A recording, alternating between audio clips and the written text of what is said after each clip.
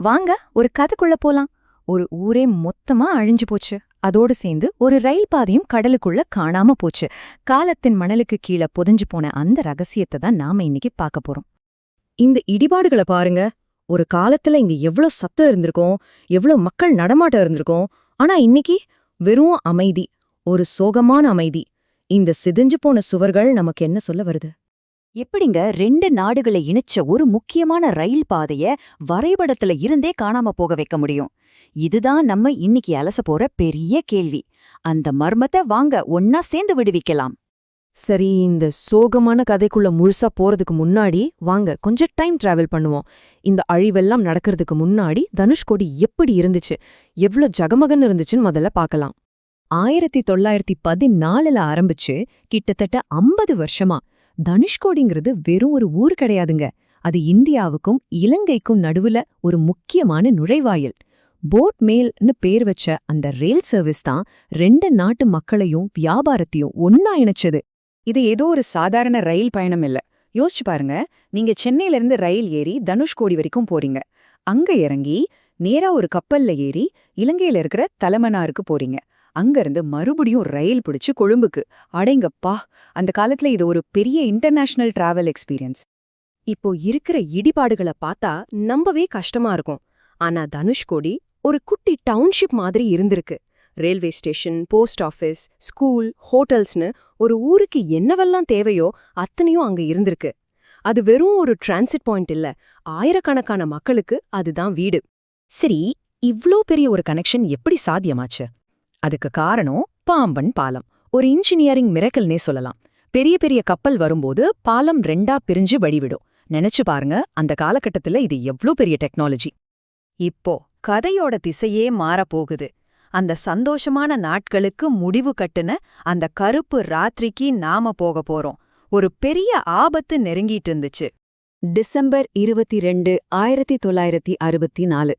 இந்த நாள தனுஷ்கோடி மக்களால ஏன் இந்தியாவாலே மறக்க முடியாது.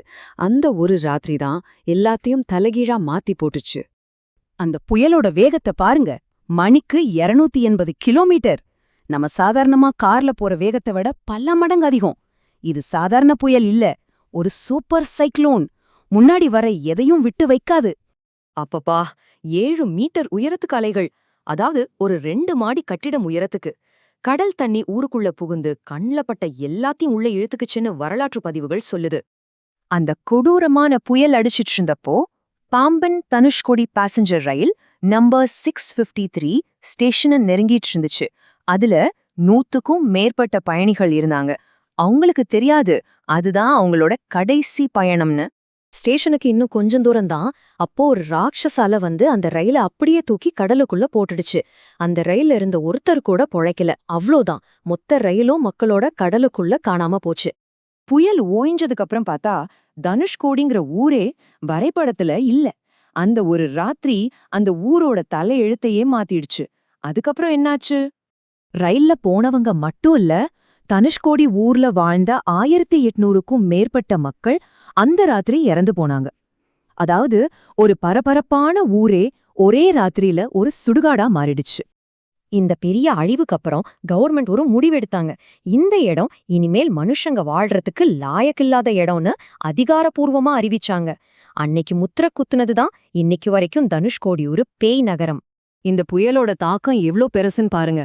பல வருஷமா தனுஷ்கோடியோட ஒரு பகுதியே கடலுக்கு அடியில தான் இருந்திருக்கு. 1985ல எடுத்த இந்த சேட்டலைட் படத்தை பாருங்க. அந்த இடம் எப்படி ஒரு நீர் கல்லறையா இருந்திருக்குன்னு புரியும். சரி, வாங்க இப்போ நிகழ்காலத்துக்கு வருவோம். அந்த பழைய சோகக்கதை இன்னைக்கு நம்ம முன்னாடி என்னென்ன கேள்விகளை வைக்குதுன்னு பார்க்கலாம். இந்த 2 படத்தையும் ஒப்பிட்டு பாருங்க. இடது பக்கம் கடலுக்குள்ள மூழ்கி கிடந்த அதே இடம், வலது பக்கம் இன்னைக்கு புது ரோடெல்லாம் போட்டு ஒரு டூரிஸ்ட் ஸ்பாட்டா மாறியிருக்கு.